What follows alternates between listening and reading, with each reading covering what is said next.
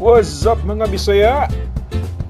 Bicol Express ang ating napagtripang lutuin ngayon gamit ang maskara ng baboy. Ang mga ingredients na ating gagamitin ay nasa screen at nasa description din ng ating video. Tara, lutong Bisaya na ta! Ang una nating gagawin ay pakuluan muna natin ang karne ng baboy for about 30 minutes to 1 hour hanggang sa ito ay lumambot. Nilagyan lamang natin ito ng kaunting asin at paminta upang ma-absorb ito ng ating karne.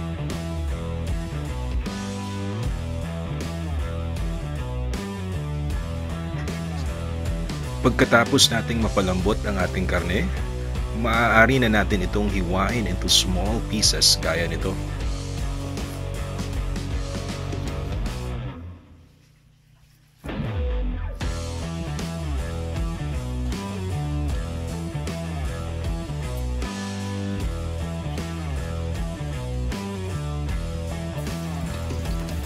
Ang susunod na step ay ang paggigisa.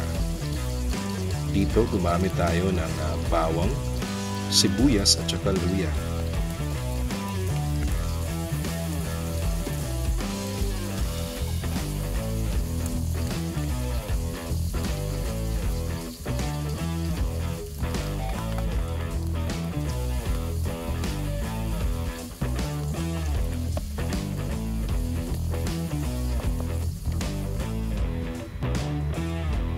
Kung golden brown na ang ating mga sangkap at naaamoy mo na ang halimuyak nito, maaari na nating ihalo ang ating iniwang maskara ng baboy.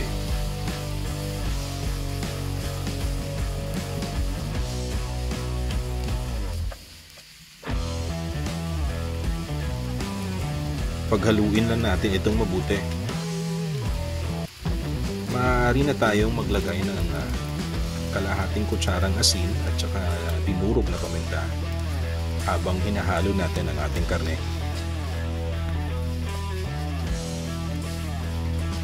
Pagkatapos natin itong haluin, takpan natin ito for about 1 to 2 minutes nang mag-reduce yung taba ng karne.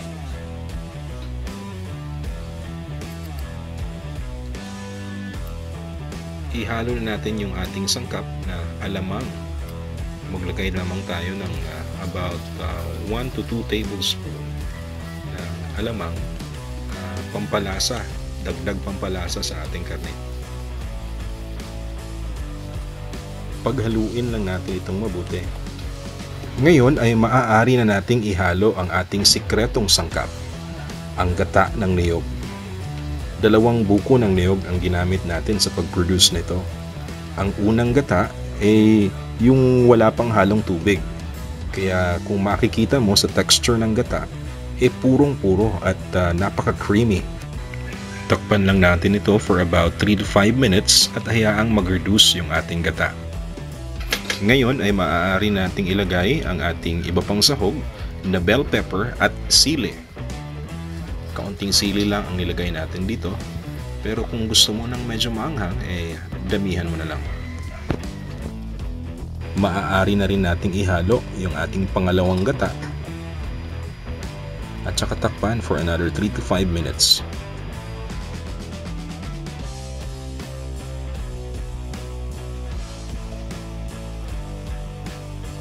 Ngayon ay maaari na nating ihalo ang ating green na gulay, ang Baguio beans. Hiniwa lang natin ito ng maliliit na piraso. Takpan ito for another 1 to 2 minutes at ready na itong iserve.